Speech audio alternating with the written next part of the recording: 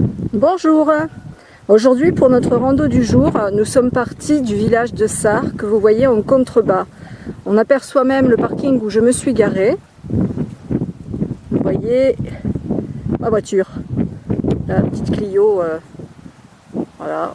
Donc c'est le parking qui est à la sortie du bourg en direction de Véra, mais vraiment juste à côté du bourg, là où vous avez la déchetterie. Et on a traversé la route et on a suivi la direction du sentier de col en col. En fait, c'est ce sentier-là que nous faisons. Donc ça fait 35 minutes que nous marchons. On a parcouru 2 km 600 et j'ai oublié de regarder le dénivelé, mais on a beaucoup monté.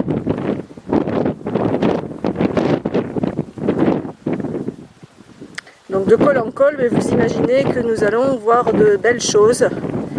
Et déjà, depuis ici, on peut voir l'océan. Je sais qu'un petit peu plus haut, on va avoir une belle vue sur la Nivelle qui se jette à Saint-Jean-de-Luz.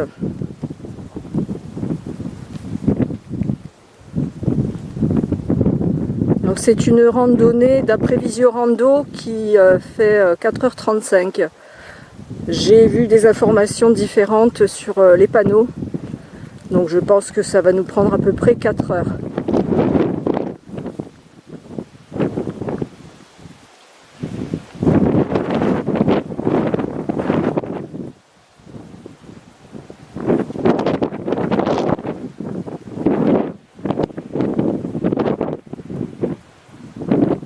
Surtout que là, comme je vous dis, on a mis 35 minutes, mais 35 minutes en s'arrêtant discuter avec 2 personnes.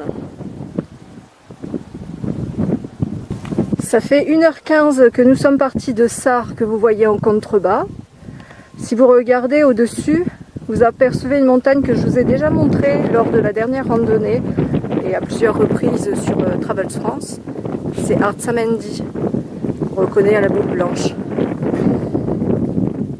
Donc 1h15, 450 mètres de dénivelé positif et une très rude montée entre tout à l'heure où je me suis arrêtée là, 35 minutes de marche et maintenant c'était physique, mais bon, ça je le savais, et c'est une randonnée que je ne fais jamais quand il fait très chaud parce que sinon c'est très difficile.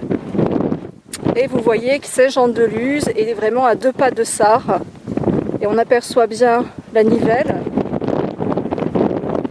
qui se jette dans la baie de Saint-Jean-de-Luz.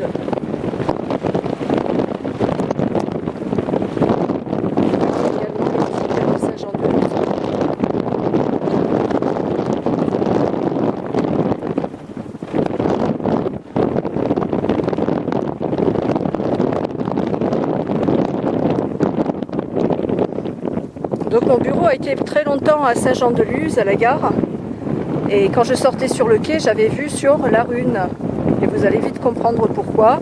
Vous venez de voir Saint-Jean-de-Luz. Et voici la Rhune. Depuis Sarre, on peut évidemment emprunter plusieurs sentiers de randonnée pour monter sur la Rhune, au sommet de la Rhune. Mais on peut prendre aussi le petit train à Crémaguère, au départ du col de Saint-Ignace. Et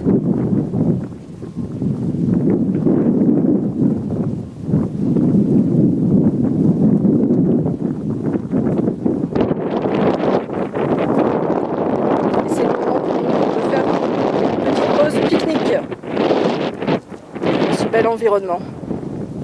Avant de repartir, j'essaie de vous montrer un peu plus à côte. On voit bien le fort de Secoua. Les digues de Saint-Jean-de-Luz, bien sûr, la Nivelle.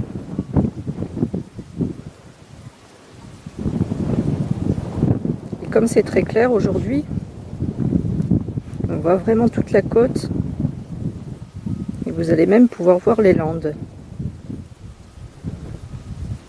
Il n'est pas encore, hein, bien sûr.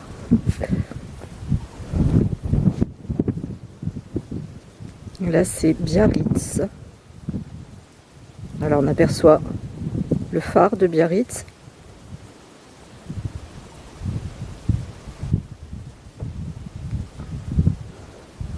Et vous voyez, ce sont les plages landaises qu'on aperçoit là.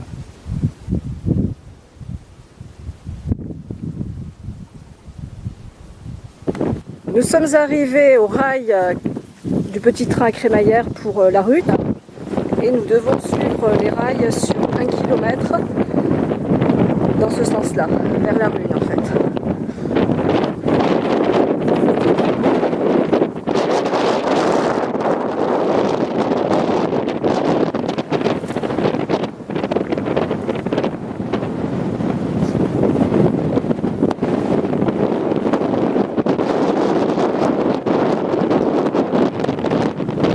Alors une chose qui se fait beaucoup par les gens qui montent à la Rhune l'été, les touristes, c'est de monter avec le petit train à l'aller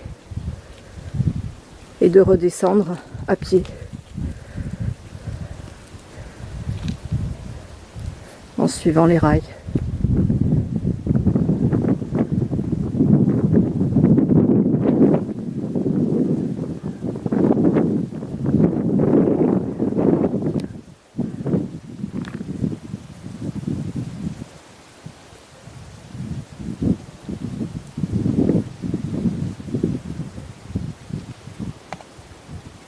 Alors vous apercevez les rails là-bas, on les a suivis sur 1 km, voilà, ils sont ici.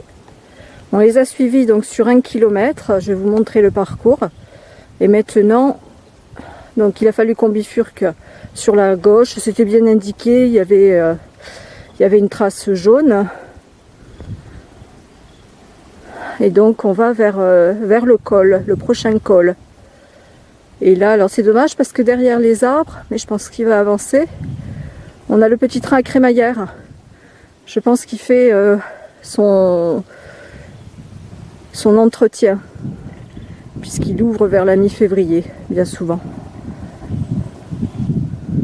Voilà.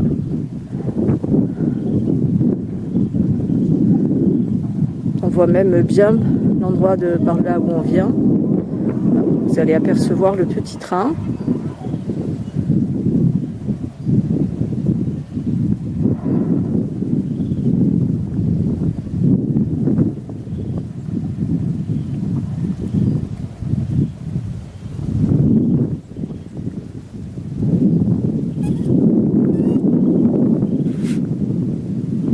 Tu as vu le train, Jaja?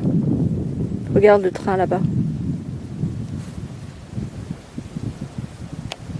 Oh, le train!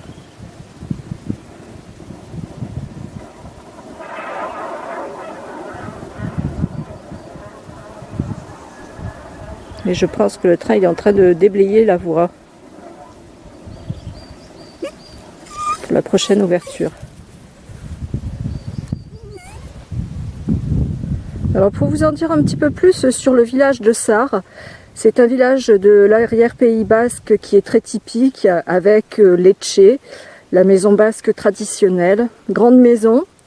Maintenant bien souvent c'est transformé en habitation pour plusieurs familles parce que c'est vraiment des maisons sur au moins 3 niveaux.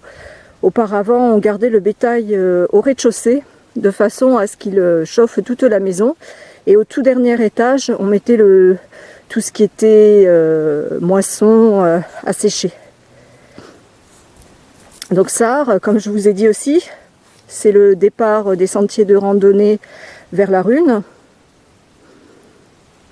Et à Sars, on trouve également des grottes préhistoriques qui sont vraiment très intéressantes à visiter. Et le village se trouve très très près de l'Espagne.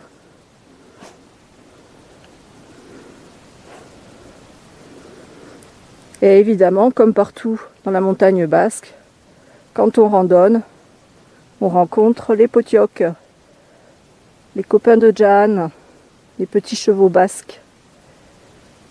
Alors Jan, il n'est pas du tout copain avec eux, puisque quand il était tout petit, il s'est amusé avec une jument et son petit, ça s'est très très bien passé, jusqu'au moment où ils en ont eu marre, il est allé voir un autre potioc qui lui a balancé un coup de sabot. Et évidemment, 2 ans après, il s'en souvient toujours. Donc on est passé là de l'autre côté du col. Vous voyez le sentier, on est passé au milieu entre les 2 rocs. Et donc on redescend par l'autre côté. Les paysages sont complètement différents. Évidemment, on ne voit plus l'océan, mais c'est très joli aussi, très sauvage. Vous entendez les cloches des potiocs aussi.